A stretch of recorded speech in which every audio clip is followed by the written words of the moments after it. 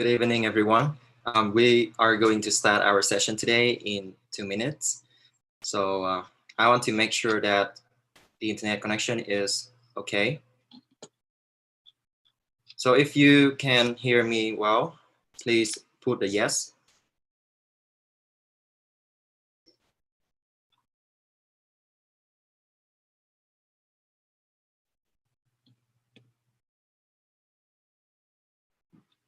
Yeah, thank you so much.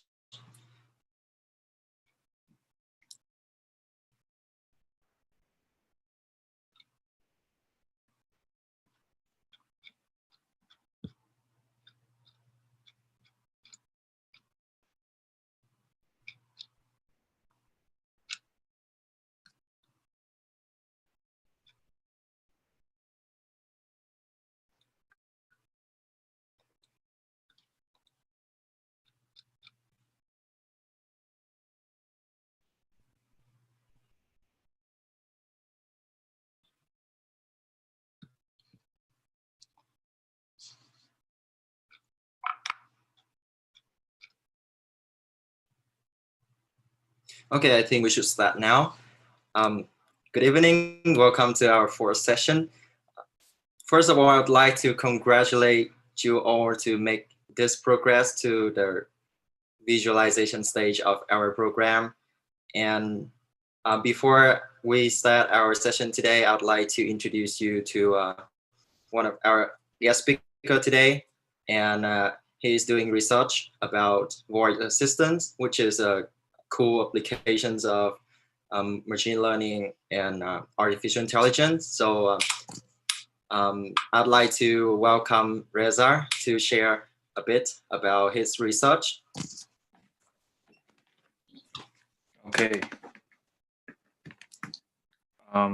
So Nick, could you pull out the PPT, or should I?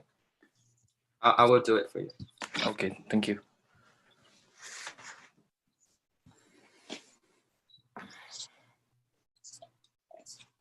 Good evening, everyone. We are going to start our session today in 2 minutes. So I want to make sure that the internet connection is What okay. happened? I think it's like the live stream on YouTube is playing. Okay. Okay, so you can start now. Okay, so just put on my first PPT. So hello, everyone. I am Reza, and today I would like to share a little bit knowledge from my research about voice assistant. So next. So a little bit about me. I am APM fourth year student. I'm majoring in marketing. So these are my interests. Basically, I like designs, media, art, culture, dance, travel, math, data science, and philosophy. And next.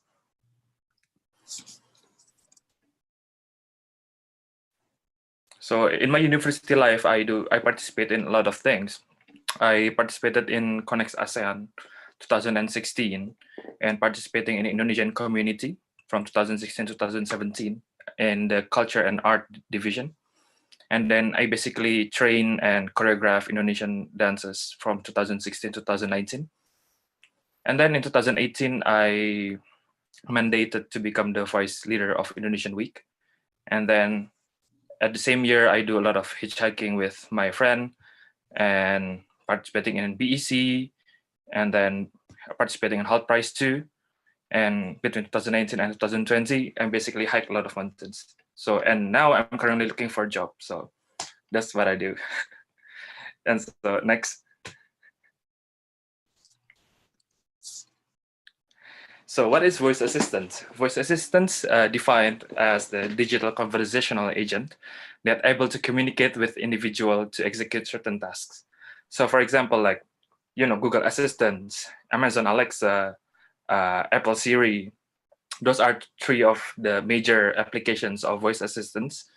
And, you treat them as a butler, as an assistant that helps you to do certain tasks. For example, like adding schedules to a calendar, or like just ask them to play music, or maybe controlling home appliances if you have like smart device environment thing.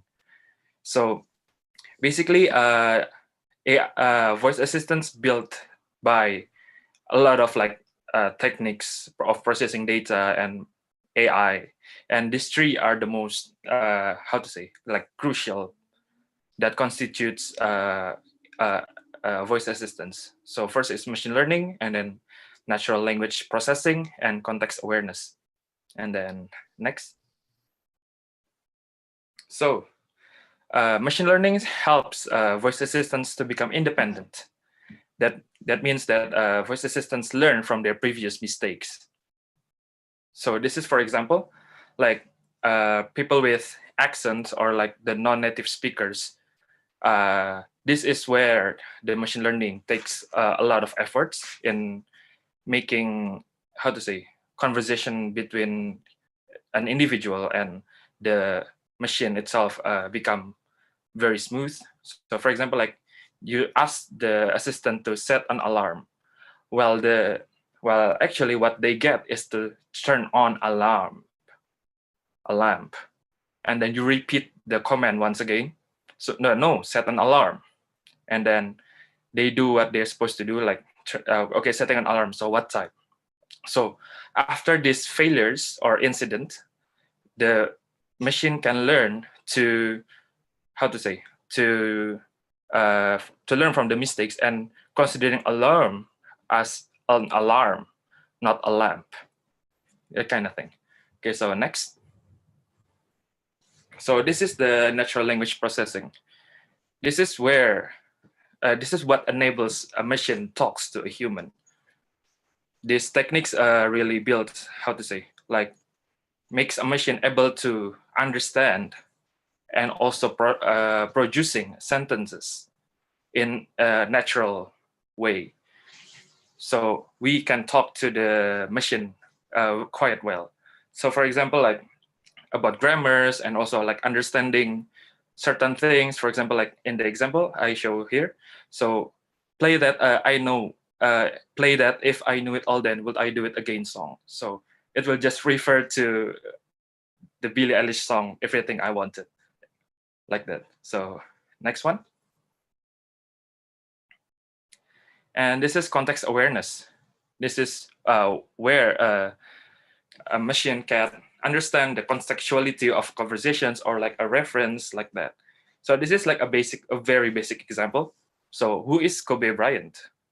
And then the assistant will uh, explain about who is Kobe Bryant. He's an American NBA player, so like kind of thing. And then you ask again, how tall is he? So by having contextual awareness, the assistants understand that he refers to the Kobe Bryant from the previous dialogue. So then the assistant can provide information about that. Yeah. So next, let's talk a little bit about Google Assistant. So next presentation. So how Google Assistant build is basically based on the existed Google services, such as search engines and maps. Here's in the example I give. For example, like when you ask about trivial questions, for example, like what is the highest buildings in the world, or what is the best restaurants in the world, they will refer to the Google snippets. You know, when you search something in Google and then there's this big box on top of all of the results, and we call them Google snippets or rank 0. So the Google will refer the Google Assistant will refer to that information and turns it into more concise conversational language. And also about the Google Maps. So for example, you asked about the traffic today. So the Google Assistant itself doesn't have the power to tell us about how long does it take to your office, or like what train got canceled today. So they refer to the Google Maps applications so they can provide you the information. Okay, so next. And now we talk about Amazon Alexa. Amazon Alexa basically built from scratch. They built from 0. But at the same time, this is function as a channel for voice commerce for Amazon online stores. Technically like that. So next one. So basically we can see that the focus of Google Assistant is more focusing on the development of like natural experience of having a conversations with a machine like that. While Amazon Alexa is actually more like mediating an Amazon online store for customers through voice assistant services. So you can see like most of them have like basic features. Well, we can see that the Google Assistant doesn't have online stores. So they refer to Walmart and Target, but this is still in US. You cannot find it in Japan. So they refer to Walmart and Target as their online retailers to provide products for like online shopping, those kind of things. And then for Amazon Alexa, of course, they will refer to the Amazon online store. And here, something special about Amazon is actually they now provide Amazon skills, which is companies now can build a voice bot, like certain conversations available for asking about, for example, like for in the case of Purina, we can ask about like what kind of dogs have certain allergies, or what kind of pet foods that suits my type of dogs, my species of dogs, like that. So next one. So Nick, do I still have time? Yeah, you can talk about this. Okay, so this is a little bit from my research. So I'm currently doing research on consumer trust in voice commerce. So perceived trustworthiness of voice assistants and also online merchant like Amazon leads to the trust in the voice commerce activity. So next one. This is a little bit statistical studies that I do. So first of all, I would like to check the multicollinearity.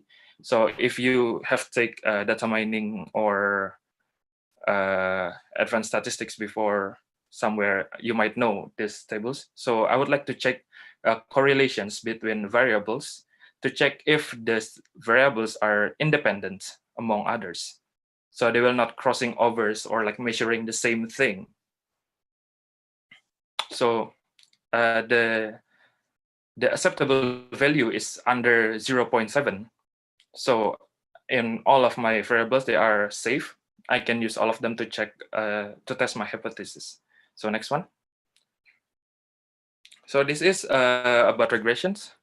So I would like only to highlight the sigmoid or the p-value.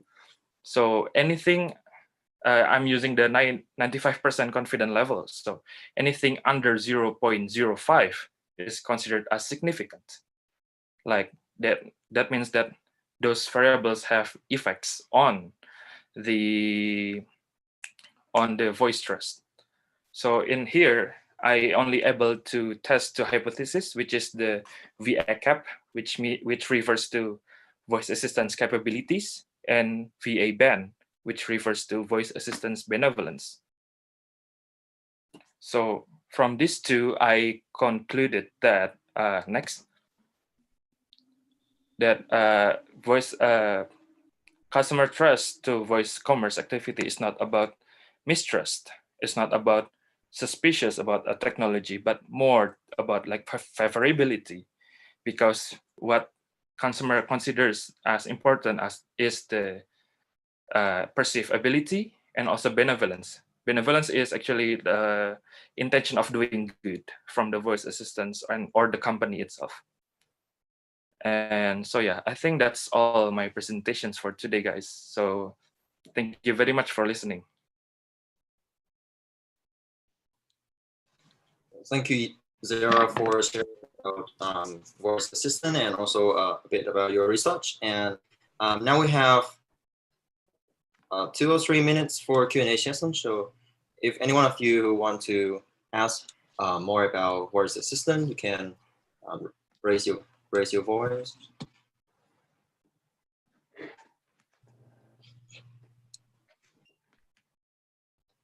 I think there's one question in the chat, and I will read it.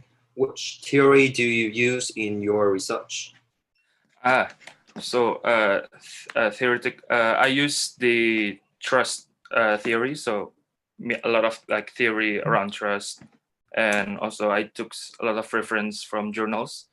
So basically, I took the the previous research about online shopping.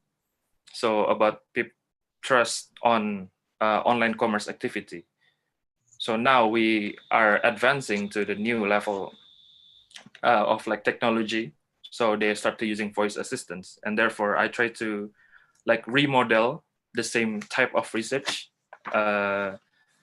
to evaluate voice about voice commerce activity from the trust theory perspective. But I more relies on like social psychology theories, and I cite a lot of things from there. So those are my focuses. Thank you for your question and also for your answer, Reza. And I think in the beginning of his presentation, Reza mentioned about something called natural language processing. And this is actually one of the field that is becoming more and more popular in machine learning research. And I think if you have kind of interest in learning more about that, you can try to look it up. And there actually are some courses on Coursera that you can start learning about this field. And yeah. Okay, so I think if we have time for the next session, maybe we can discuss a little bit about machine learning and how you can start learning machine learning. Okay, well, thank you so much, Reza, for your wonderful presentation. Thank you so much for having me today, Nick. It's always my pleasure. Yes. Okay. So so last week we learned about how you can use some libraries like pandas and Python, pandas and NumPy in Python to analyze your data, pre-processing your data, and also you learn how to use Seaborn library to visualize the regression plot, the scatter plot. But as you also know, using programming language to visualize your data is quite complicated because you need to remember different syntaxes and different functions to do that. So fortunately, we have alternatives for that. And today you will learn how to use Tableau to visualize your data effectively. And we will do some practice and you can make some beautiful charts and plots. And so today, Jamie will guide you through the hands-on process and I will be the supporter. So Jamie, please take over. Thank you, Nick.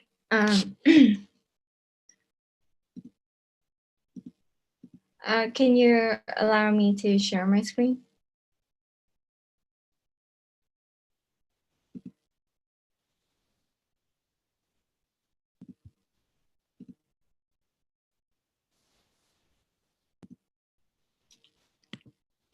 Hello, everyone. I'm Jamie, and today I will be responsible for guiding you to visualize your data with Tableau in our fourth session in the bootcamp. I will introduce about myself for a little bit. Currently, I'm a third-year student, and I major in accounting and finance. For Tableau, I have been a frequent user of it in learning data science. And I was also certified by Tableau as a Tableau desktop specialist. What I'm working on now is using Python and learn the mathematics for machine learning. This is my first time, so I will make some mistakes. So I hope that by the end of the lesson, by the end of the session, I can receive the feedbacks or the comments from all the participants so that I can improve in the next session. So to continue, I will talk about the agenda in today's session. For today's session, I will spend the first 10 minutes to talk about Tableau and how powerful it is for data interpretation and visualization. After that, I will demonstrate a workflow in Tableau with some example. And after working on a workflow, we will start learning how to use Tableau by filtering and sorting your data. And lastly, I will guide you guys, and we will learn how to build dual axis combo charts, combine axis chart, and lastly, scatter plot in Tableau.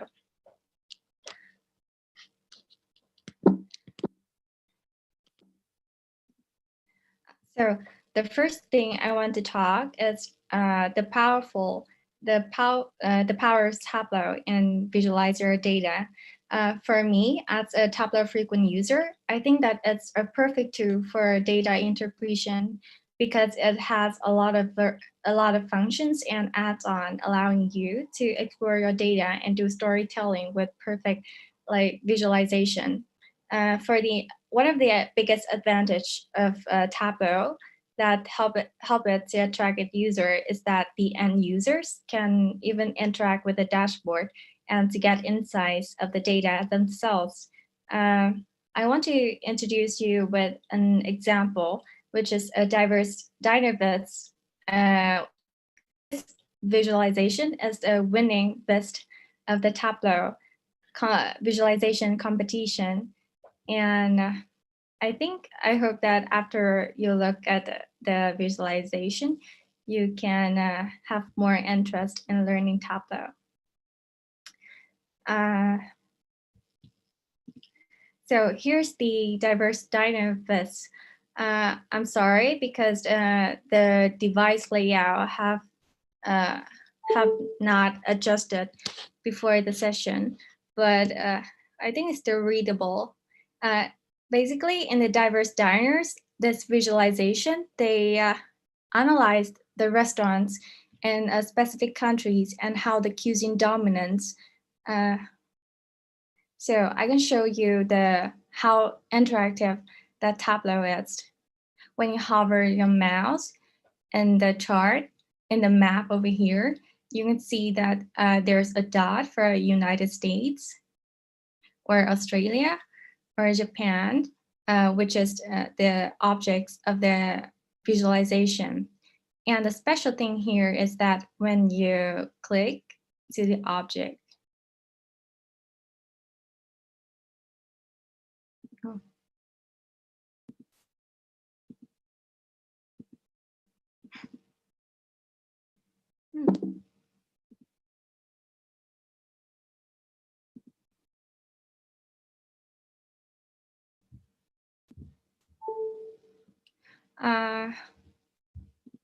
I think there are some technical issues here. Okay, got it. When you click, for example, Germany here, you can see the comments from the authors saying that more than 50% of the restaurants in Germany are German, which makes the country a traditional one.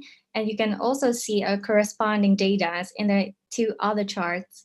In here, it's saying that 23% of restaurants in Germany are from other countries, and other restaurants are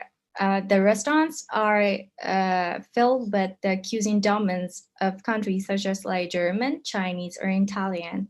So from this visualization, I hope that you can see one of the advantage of Tableau is the interaction between user.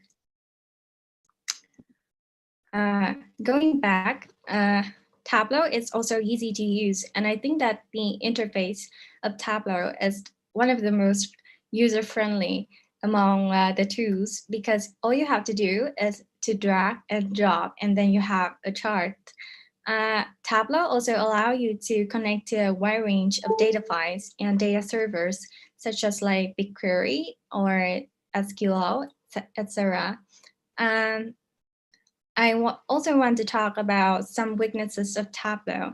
Is that, for example, sometimes you may want to find the distributions of an object or doing hypothesis testing, for example, to your data. It will be a little bit hard for Tableau to meet your demand when it comes to statistics. That's why you need integration with other scripting languages such as R or Python. Tableau can be integrated with Python, and it works best when you integrate it with a programming language. Other tools such as like Power BI or Amazon QuickLink, I think that they're better at data connecting, but harder to learn comparing to Tableau. Now, I will talk about the workflow in Tableau. Whatever the nature of data is, then your basic workflow in Tableau will be the same. First, you have to connect your data to your Tableau desktop or Tableau public. And then you analyze your data in sheets from all angles and drills, combining your data to generate meaningful results, building your data workspace. And after finishing analyzing your data, you should create dashboard and stories, and finally sharing your insights to your end users or your audience to grasp understanding about your work.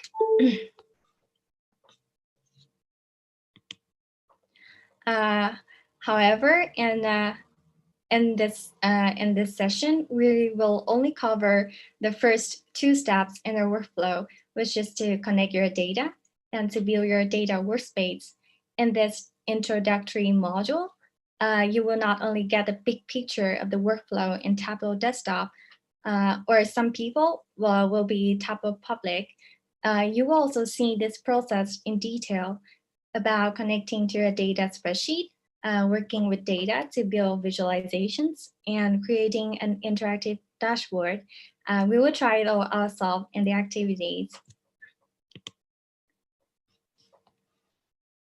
Now, please open your Tableau public or Tableau desktop if you install it.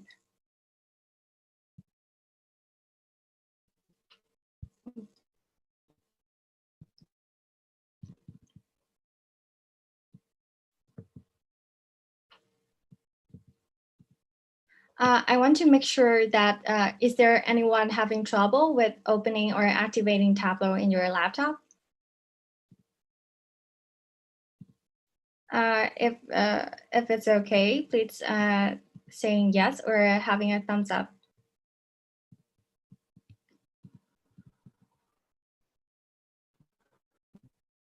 Okay.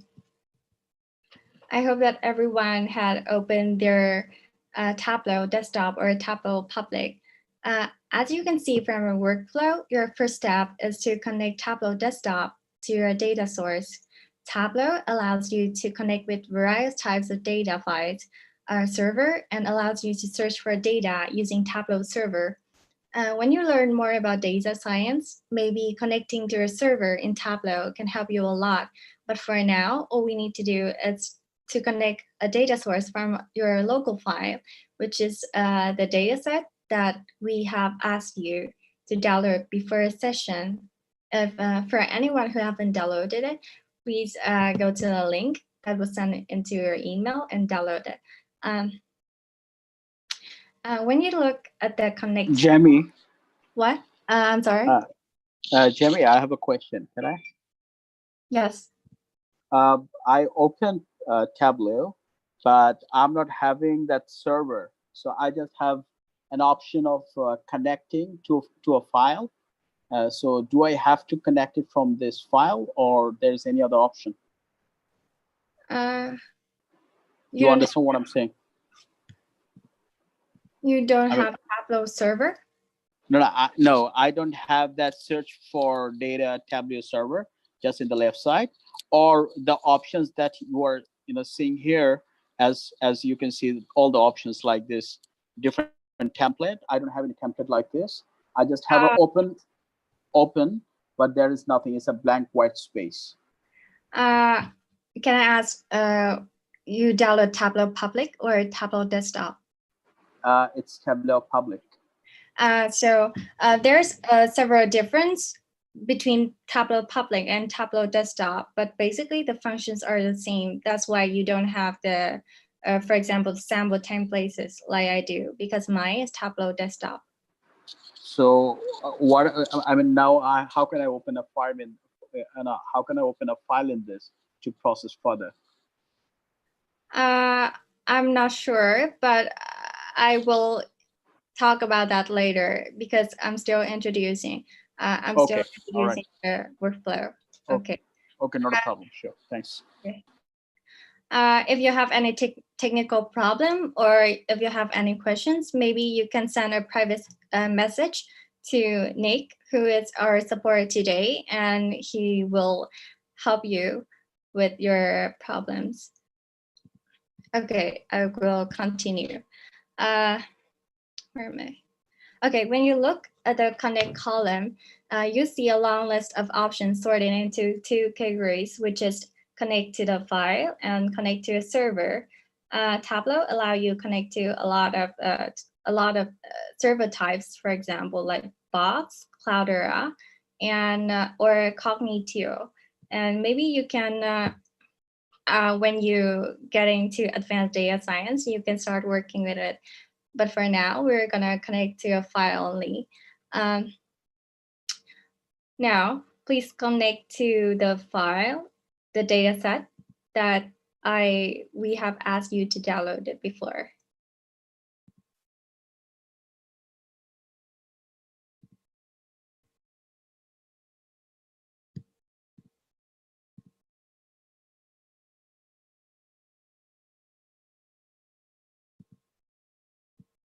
Have everyone finished connecting your data? If you're already finished, please please tick yes in the participant dialog box. How did you went in this part? Like, how can I get into here? Okay, so there's a connect column over here. Yeah. You either click Microsoft Excel or you click more. Yeah. And then you direct to the location of the file in your desktop. Okay. All right. Okay. So for me, I click more and then I save the data set in my desktop. So I go to desktop and I open it. Once you connected your data, you can start working on visualization. Okay. I will talk about a default live connection in Tableau. So by default, Tableau sets a live connection to your data. You will not see it yet because we haven't really connected the data, but I will talk about it first. By default, Tableau sets a live connection to your data, and a live connection in Tableau means that you can refresh your views in Tableau to see the most up-to-date information, whether it's a server-based or a file-based connection. For example, if you want to analyze a stock price data set, then you will need the most up-to-date information to see whether to predict or forecast the trend in the stock price. Then you can connect to a server and tap and turn on the live connection mode in Tableau, and it will help you to update your visualization as well. Or when you connect to an offline file from your computer, for example, today we have a 10,000 rows data set, and tomorrow you want to add another 10,000 rows to your data set. You don't have to redo any visualization because Tableau will automatically improvise your visualization. There will be some times that you won't want to use the live connection. For example, when your data is too big and complicated calculations are involved a lot, the process in Tableau may take a lot of time and your computer may be cost lagging.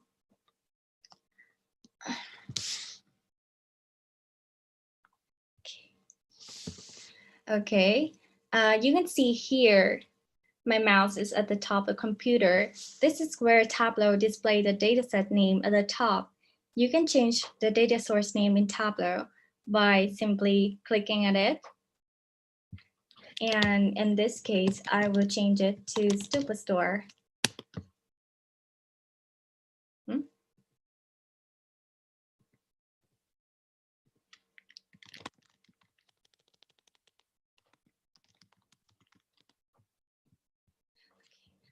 The left panel shows all the sheets of your data source. You choose the sheet you want by double clicking, or you can simply dragging it to the arrow. In Tableau, you can work in multiple sheets.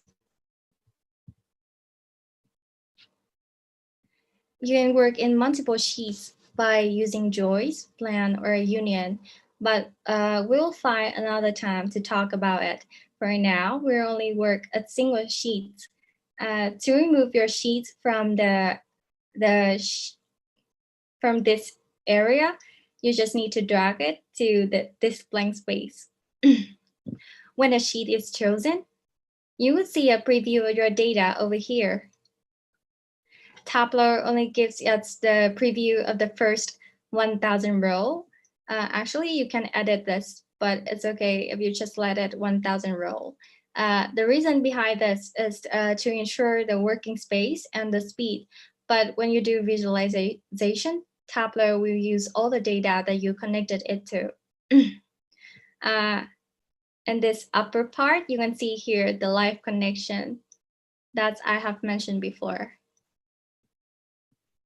In the metadata, you can see how data type or data field is demonstrated in Tableau.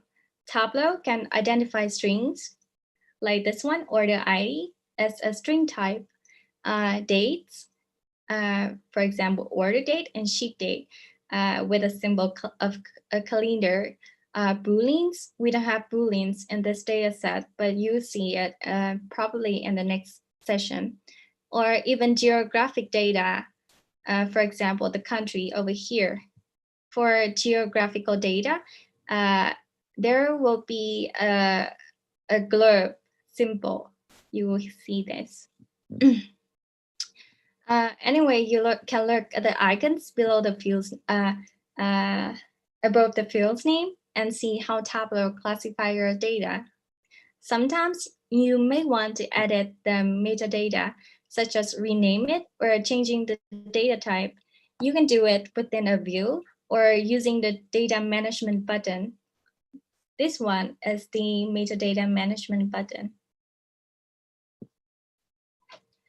The Manage Metadata button shows the data type, the data name, the table having it, and the remote field names.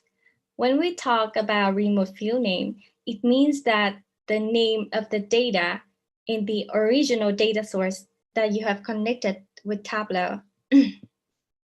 We can rename by simply clicking the name, double click the name, or you can also click this arrow and choose rename. You can also change the data type here. You can change it to number of decimal or a date or a string or a Boolean. Now, these changes will not impact the data source, the original data source that we have. These changes will only be saved in Tableau. Now, here's a challenge for you. Let's rename the row ID into row, and then rename the ship date into shipment date in 1 minute, and then I will showing you how to do it. Another questions for you is that when you're opening the metadata management table, can you rename the remote field name, and can anyone explain why?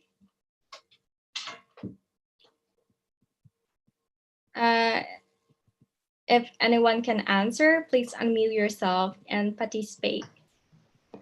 I think remote field name is the name in the original data. And since you mentioned that original data will not be changed, so I think that's why you can't change it. Thank you for your participation. That's correct. Okay. Now I will change the data name to from row ID to row, and then for a ship date to shipment date.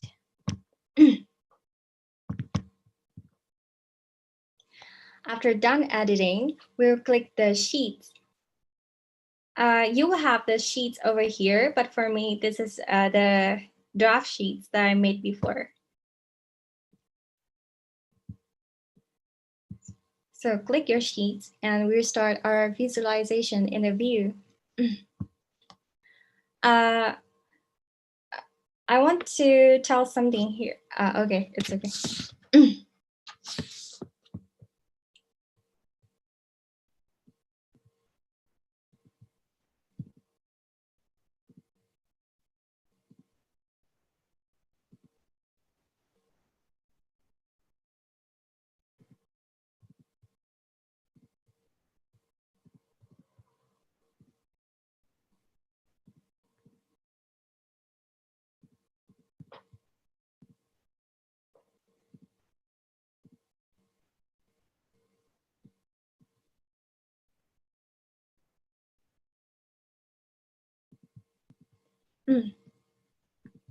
Okay, so in Tableau, we can make a TDS file, which stands for Tableau data source.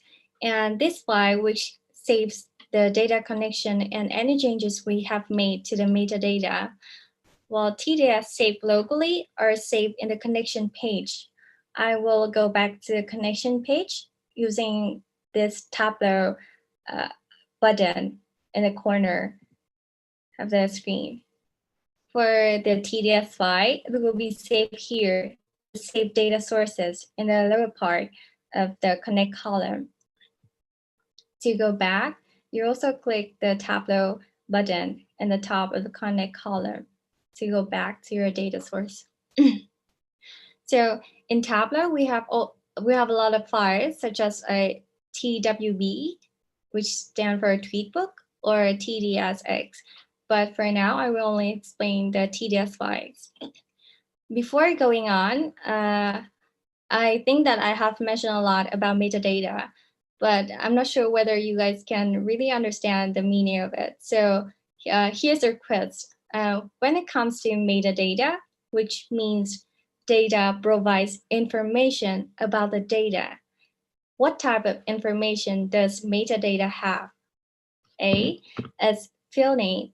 2, as the aggregation. 3, as data type. And D, as all of the above answers. Tell us your answers in the chat box.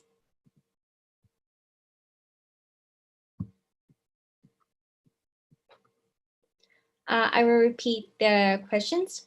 What type of information does metadata have? Field name, default aggregation, and data type. And lastly is all the above answers. Oh, that's correct. As D, all the above answers. Thank you for your participation. Okay, we now learn to edit the data within the worksheet. I'll go back to PowerPoint. Okay, so some common changes are categorized into 4 types. These changes will be saved within the TDS file. And these 4 changes are organize fields into folders. Second one is convert measure to dimension or vice versa. The third one is to edit the default properties. And last one is to edit the attributes.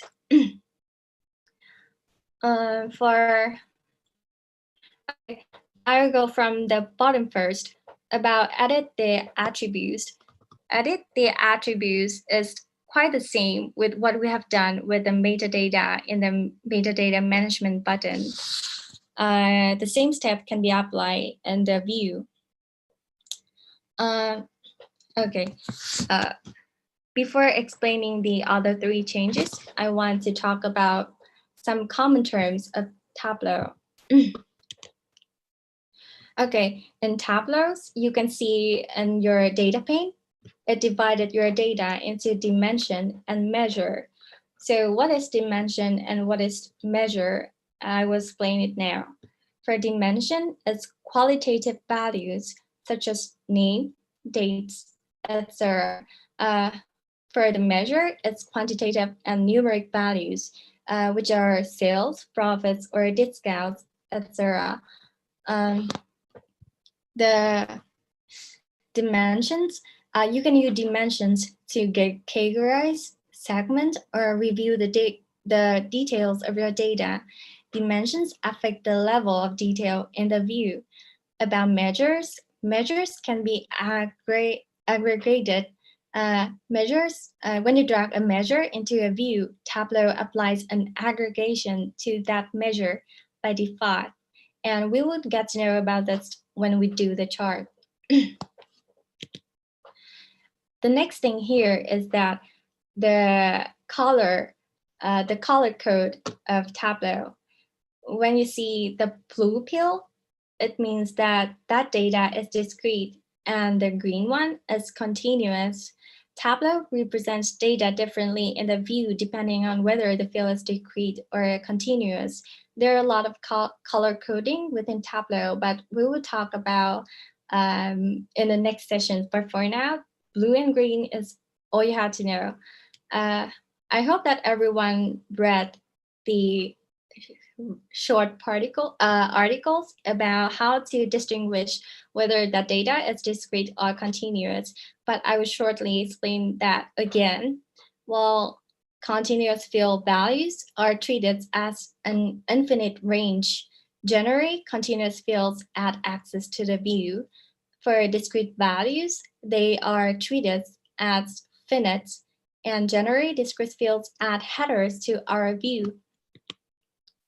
Now, going back to the 4 common changes that we have mentioned before. As you can see here, we have a lot of dimensions in our data pane. In the future, you may have to work with data or that have like 100 attributes or 10,000 rows or 100,000 rows or something, and be organize fields into folders as a change that will make an ease for your eyes. To be more detailed, I will guide you how to do it. You see in the data pane, there's a search bar, and next to it, there's an arrow. You click the arrow, and then you choose group by folder. The table is now changed to folders, and to create folders, you can choose, for example, in this case, let's choose sheet mode, and then you right-click it. You see a drill-down menu, and after you right-clicking it, and there's a folders option, and you choose create folders. After that, you give it a relevant name, and this one is shipment.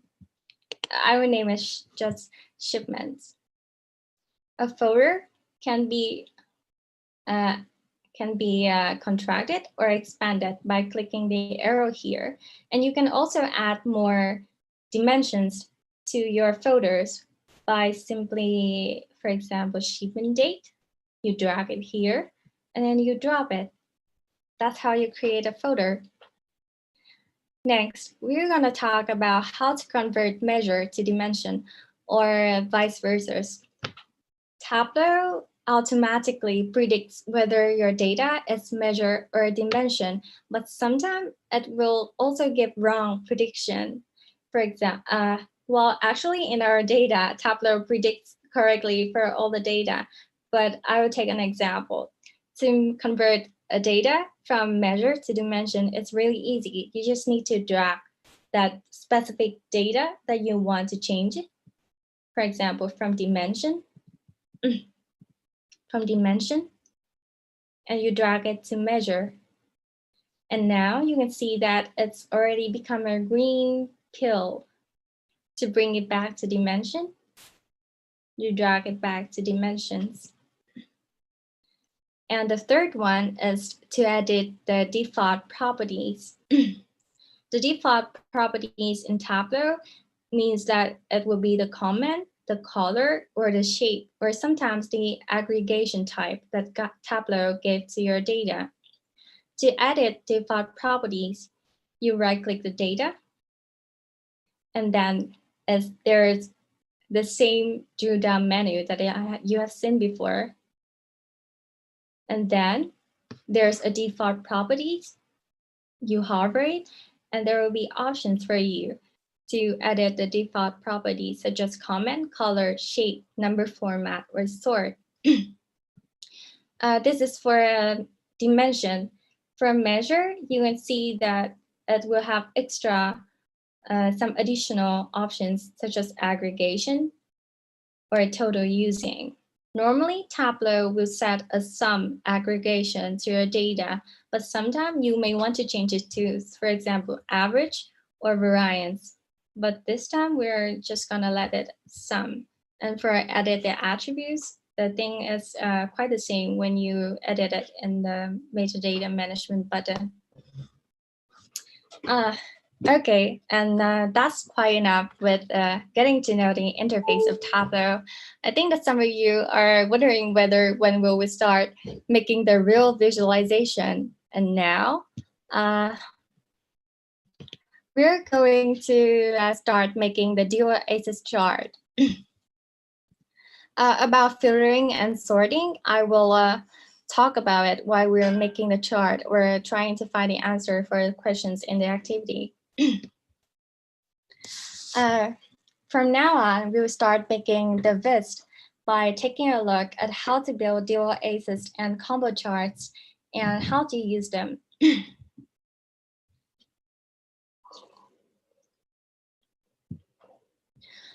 Dual axis and combo charts are useful when you want to show how two different measures, the green one is measure, measure, compare against each other. From its name, I think that we can understand that there will be two measure axes and one dimension axis. I hope you still remember the definition of dimension and measure that we have talked before. Continuous measures add axis to the view, while discrete dimension adds a header. The measures can have the same measurement units or different measurement units. Even if they have different measure units, you can still create a dual axis chart. I will take an example. For example, you want to compare the relationship between sales and profits. Both sales and profits have the same measurement units, which is the dollars. But with Tableau, we can show the relationship between sales and quantity as well, even though they have different measurement units. Also, we can show two measures with different mark types with Tableau. Now let's take a look at how this is done. We start by building a simple line chart. First, you drag the cell. You drag the cells to the row. And drag the order date to the column.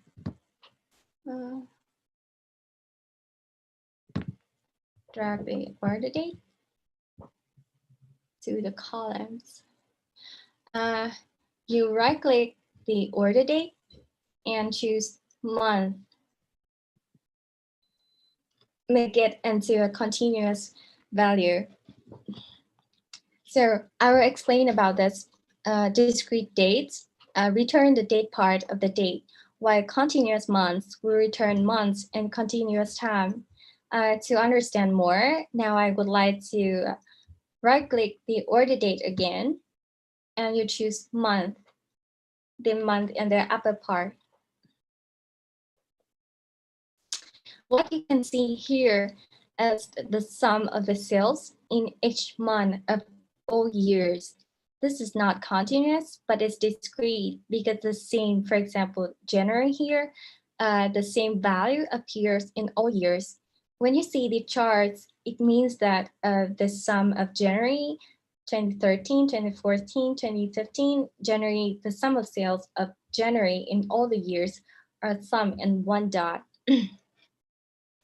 Meanwhile, if you, okay, now you right click the month and columns again, and you choose it back to month. Meanwhile, if you let it be continuous value, you can see the sum of sales of each month of the year. For example, this one is January 2014, March 2014, or January 2015, for example. Actually, date is a special variable in Tableau, and I promise that I will cover in more detail about this in later of the session or in the next session if possible. Now, let's drag another measure in the view, which is profit. You drag in a row. And what you can see here is two separate line charts. To change the view, you right-click the sum profit. And in the drill down menu, you see the dual axis option. You choose it. Now you can see that profit appears in the charts, making it into a dual axis chart. There's another way to create dual axis chart is that you, to remove a value out of the columns or rows bar, you just need to drag it into this empty space and then it will disappear.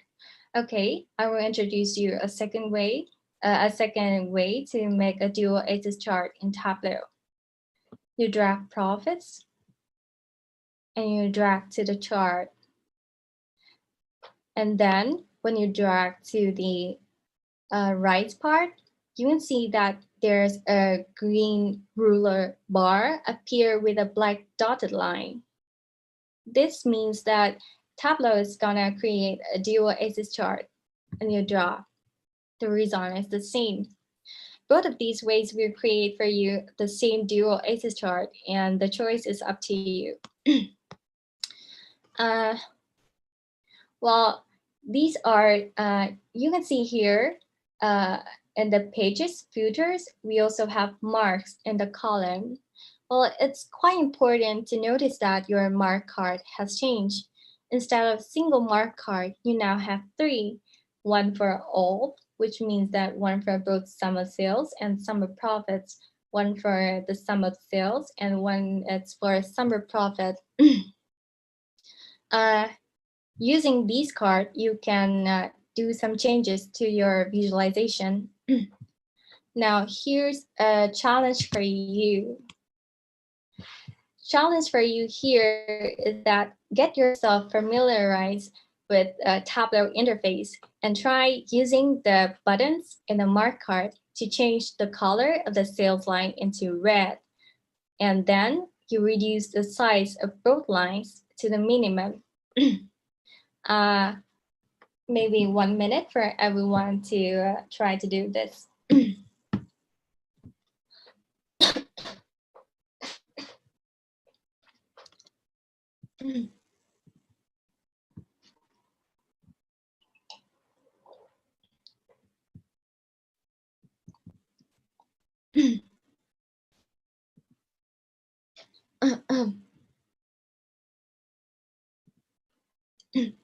Have anyone finished changing the graph?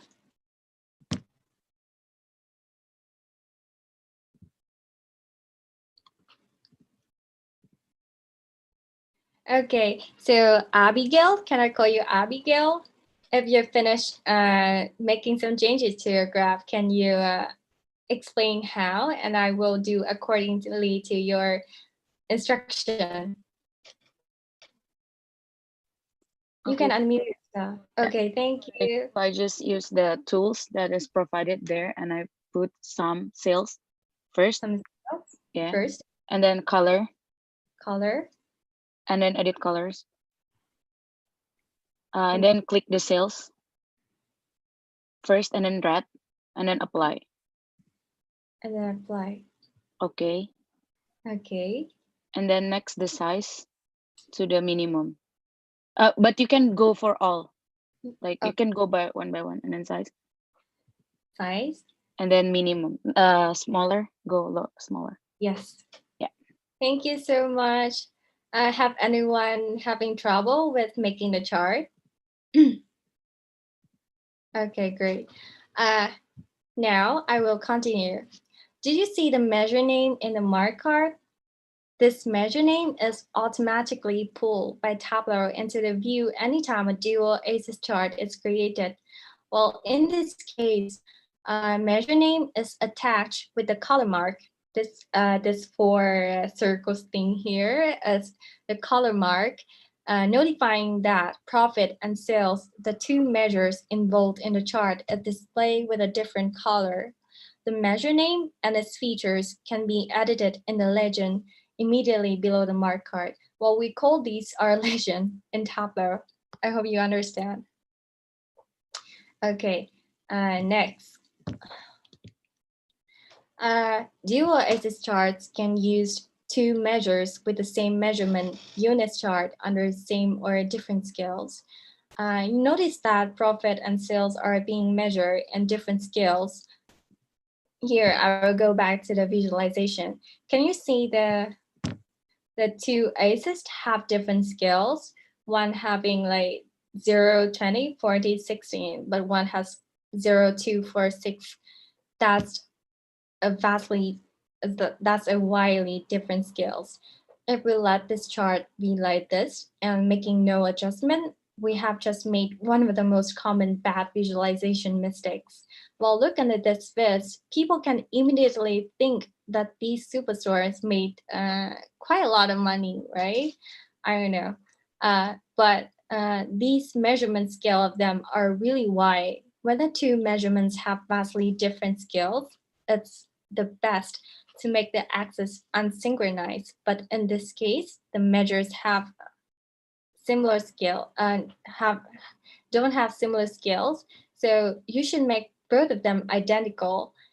This will reduce the clutter on the screen and obviously reduces avoidable wrong assumptions from your data audience. This also helps make the comparison between the sales and profit more easier. Now I'll show you how to change it. Now you right-click the right axis, and this one in Tableau, people define it as the second axis. For the left one, it's called the first axis.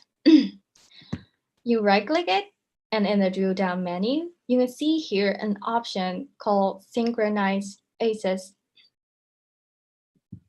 You choose it, and now the two axes are synchronized. I want to notice you that if you click the first axis, you will see that option. Now, you will want to hide the second mark axis. How to hide it is that you right-click it again, and there's an option checked here. It's Show Header. You uncheck it, and then the two synchronized axes became one.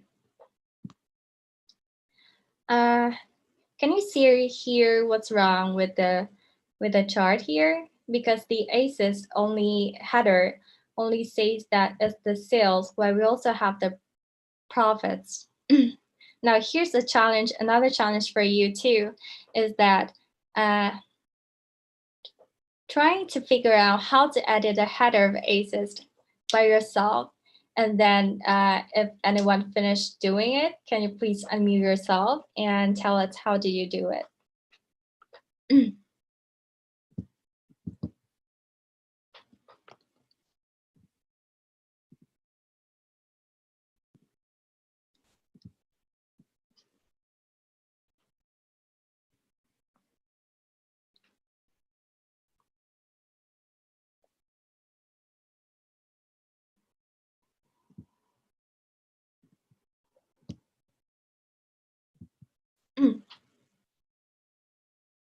Have anyone done with editing the header of the axis?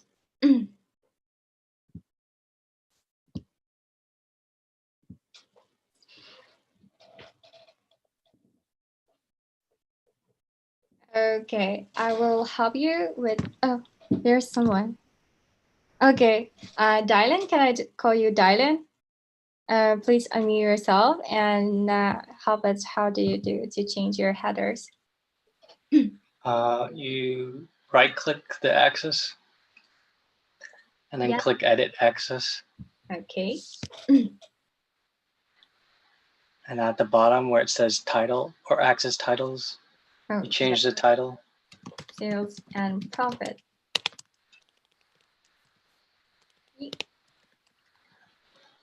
Okay, and then close it. Just close. Yeah. Okay, thank you. Okay, so that's how we made a dual axis charts with same measurement units. Now let's move on the second types of dual axis charts, which is a mixed mark axis chart. So it's pretty easy to understand. I will explain it. A mixed mark charts here, you can understand this as a two lie charts combined. For a mixed mark chart, all you have to do is making another value becomes, for example, a bar chart, and that's how we call a mixed mark dual axis. Another challenge for you here is that open a new sheet and then you repeat the same step with sales or profits. No, actually, I think that you can just keep this sheet that we're working, but format the profit from lie into a bar mark types. That's a challenge for you. And anyone who have finished formatting, please unmute yourself and showing us how to create it.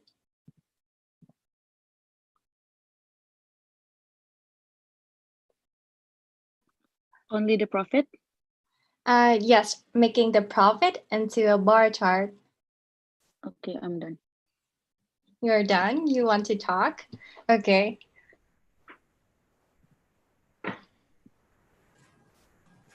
So just click the, what I do, I click the rows and the profit and then the right one.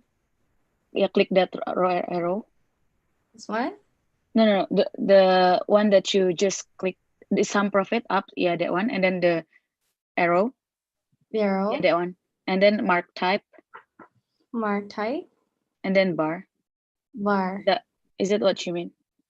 Yeah, that's correct. Yeah, you can also change the mark type into the mark card over here. You click sum of profit and then changing from automatic to bar. Well, its original mark type is automatic. Thank you for your participations. Oh, if you want to, I'm sorry, I'm doing my screen sharing, so I just cannot who is raising their hands or, but I can see it in the chat. So if you want to talk, please send a message in the chat. I'm so sorry if you didn't have a chance to raise your voice. Okay. Now next, we will moving on to the third type of dual axis chart, which is different measurement units. So another way to call a dual axis charts with different measure units is a combo chart. Dual axis charts can show two measures with different units or number format. So another challenge for you. And this time, maybe Evita, can I call you Evita? You can talk. Please open another sheet and then creating a dual axis chart with sales and quantity. After making a combo chart, you can see there's a quite obvious chain over there. Anyone finished making it, please unmute yourself and give me instruction on how to do a combo chart.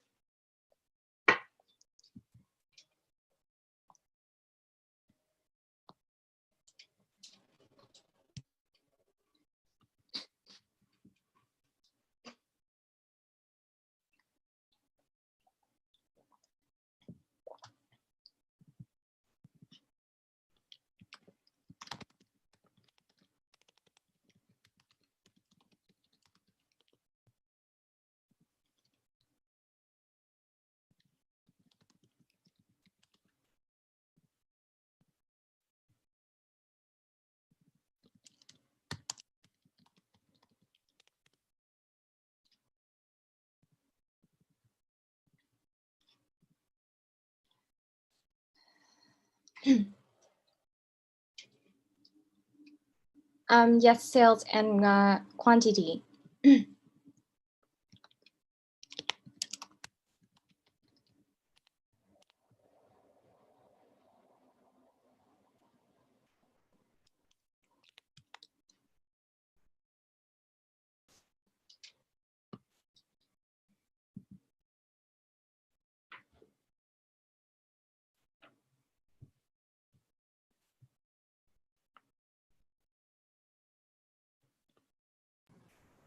I've done it. Yes, please.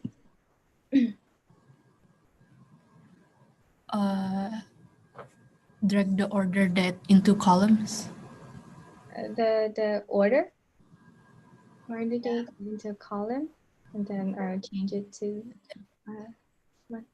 okay. Yeah, and then sales to row. Yes, the row.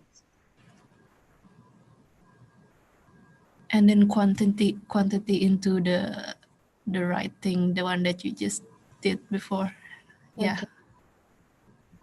Okay. Yeah. Yes, that's a dual. That's a combo charts. It's actually a dual ACID charts, but it's two different measurement units. So people give it a different name to differentiate. Okay, well done, everyone. You have finished making a dual ACID chart with Tableau. And now we will continue with a combined ACID chart. I will start. Okay, you can create another sheet and for the combined ACID chart. I will start demonstrating how to create a view comparing multiple measures in the same space using a share or a combined ACID chart. We will build a view with multiple separate marks and stack marks. In this example, we will compare the sales profits and across the category. Firstly, we'll start with a simple bar chart with category and columns. Category, and we drag it to columns. And the sum of profit into the row. Now we add a second measure, but before adding, instead of dragging it to the rows, which will create a different bar charts, I will show you how different it is. If we drag the sales to the rows, it will be like this. It will become a two different bar chart. I'll drag it to the blank space here. Okay. Instead of dragging it to the rows, which will create a different bar chart, you will want to drag it. We drag the sales to the profit axis. As we drag, you see a symbol of two green ruler icons, which indicates that the two measures are going to share the same axis and create a combined axis chart. While this chart is not limited to two measures, you can add as much as you want with the same step until you see the two green bars icon appear. Now I will drop it. And now it become a combined axis chart. But actually, due to the limitation of the data set that I sent you, we're going to stop at the second measure. I can show you by the third one by dragging the quantity here, but I think that it's just meaningless. So we're going to stop at the second measure. Well, I recommend that before making any chart, you should make a questions about your data or making a hypothesis first instead of randomly dragging and dropping them. That will help you a lot in your visualization. Okay, so Nick, can you help me send another tweetbook to the chat? The name is Combine Axis Chart Exercise.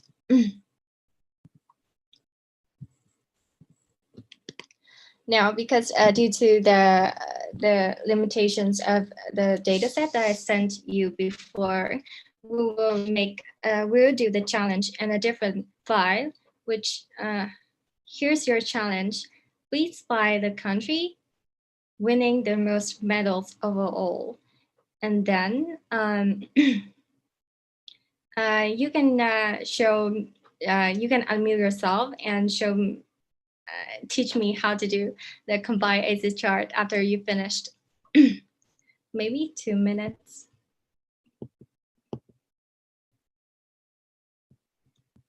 The file is in the chat. Everyone, please download it. And you can just open it.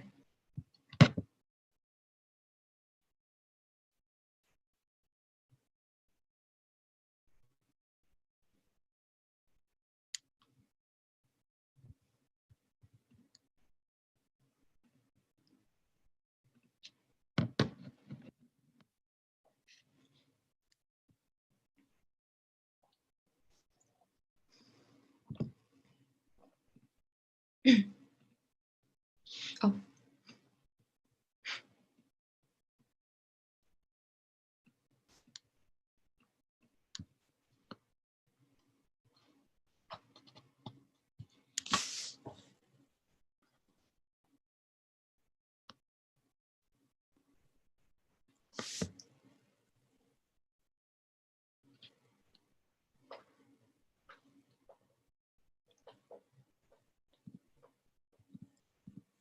Is there anyone having trouble with downloading the file? It says I cannot open in Tableau. Oh, okay. Only workbooks are currently available on Tableau. Oh, I'm sorry. I forget that.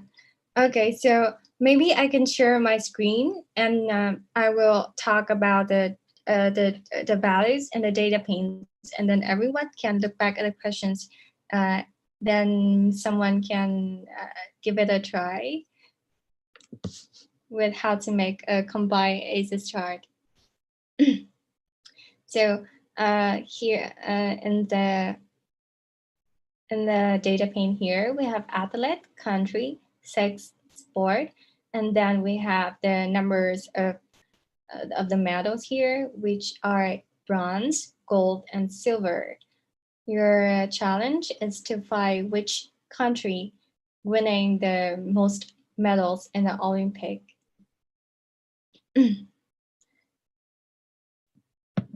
Is there anyone want to give it a try?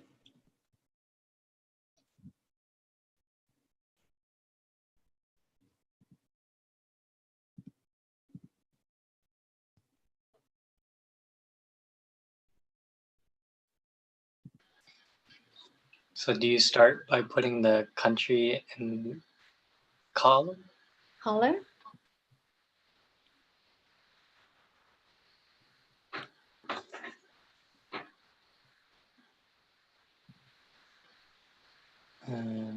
Is total, I don't know what total is. I think, no, it's actually bronze, gold, and silver. Total, it's the total. Yeah, no, it's not really related in this case. It's just Okay, bronze. then bronze, gold, and silver to the rows. Bronze. To the row. Well, it's supposed to be. Remember this green? Oh, right. Yeah. Yeah. And then the silver here.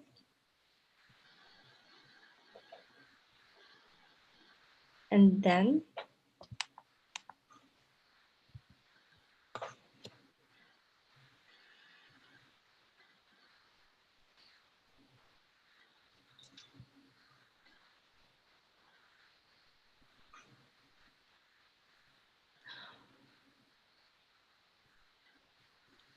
I think that I forgot to talk about the stack bar, the one stack bar. Sorry.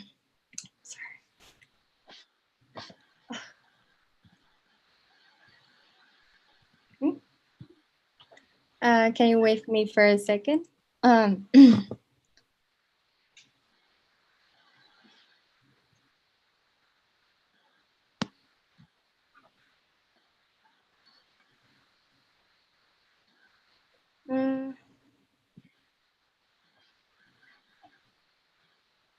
Yeah, okay. As you can see here, Canada has their most medals.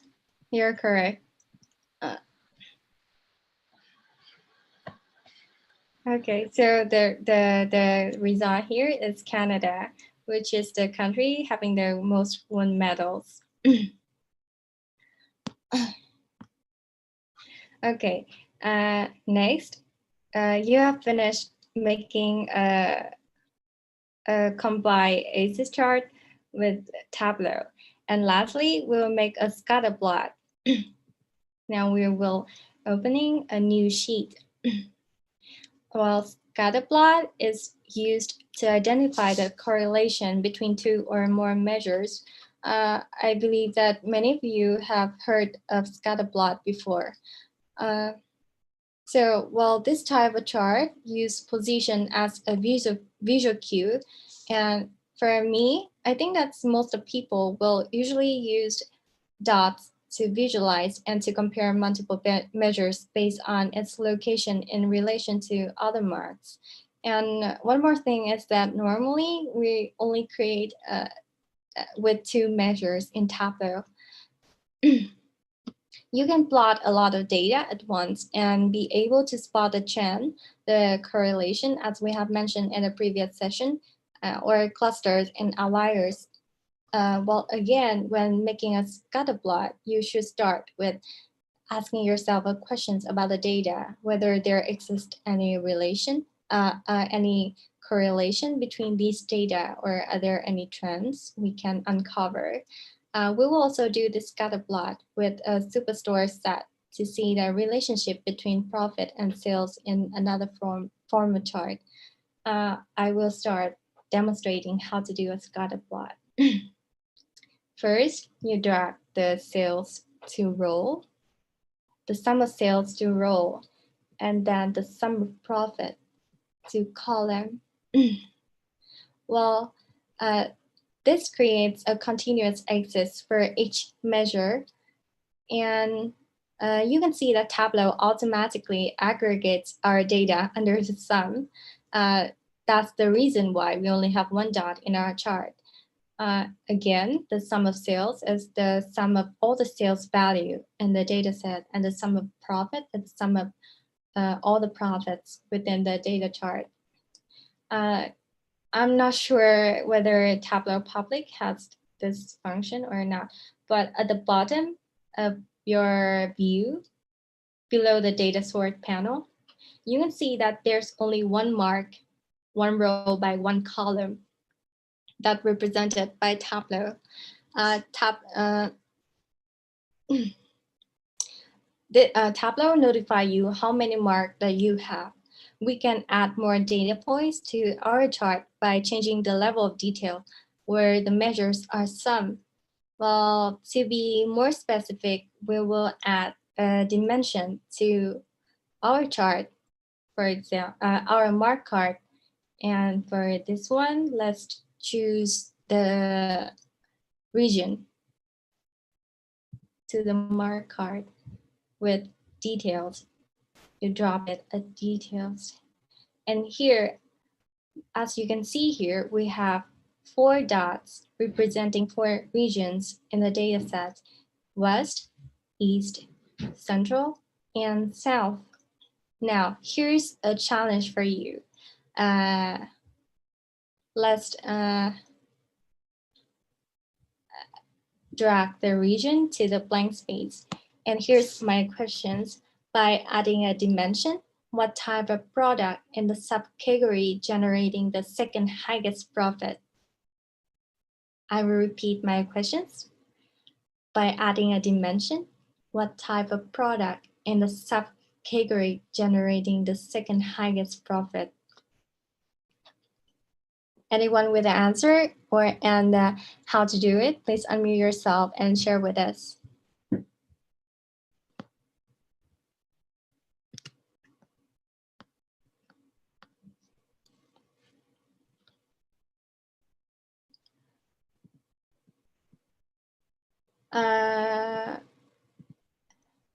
Tang, can you maybe for anyone who have finished a chart, you can start with doing the post-session evaluation.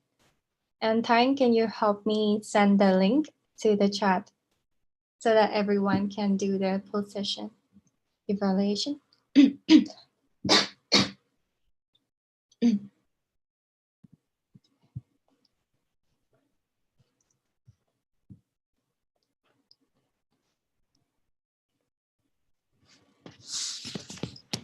I'm not sure if this is correct, It's okay. but so you click on the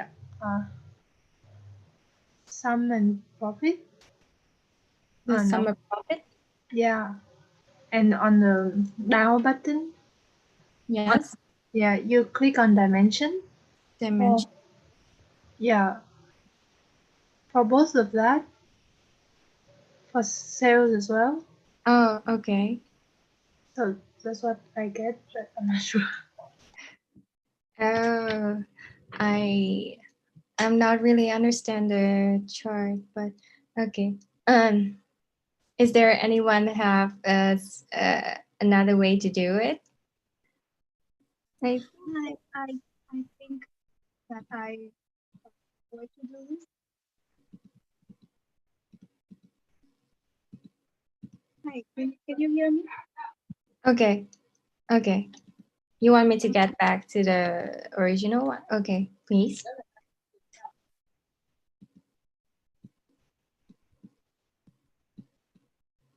Hello? Yes. So you were asking about subcategory. So in the left column, I click on subcategory and I drag it to details. Yes. Yes, and so the second highest in profit would be the one the one that is the second furthest to the right of the chart. I think so. I'm sorry, it's my fault. I should change it to this so we can see it easier. And now this one is the profit, and the second highest is phones. The subcategory with the second highest is phones.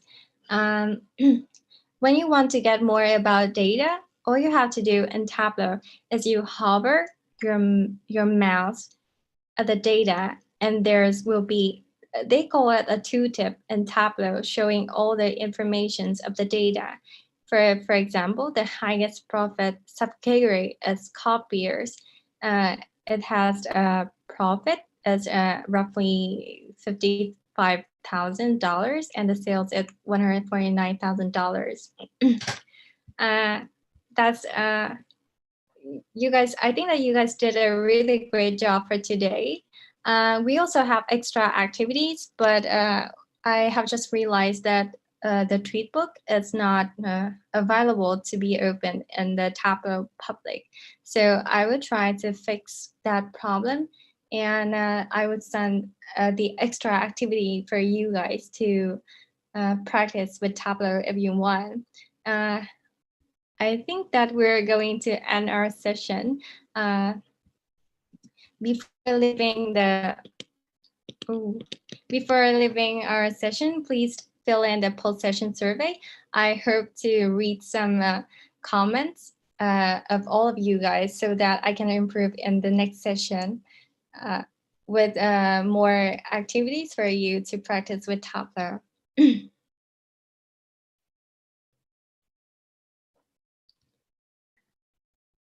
One more thing that we haven't done in today is filtering and sorting, but it's already 9 p.m. So I can save that for maybe the next session, or I can post how to do it. It's actually really short, and I think that you can figure out yourself, but I will post about how to filter and how to sort your data in the website in a discussion thread. And if you want, then you can go there and read. So that's the end of our session. Thank you for your hard working and your participation. I hope that we can see each other in the next session. And I have one good news is that in the incoming session,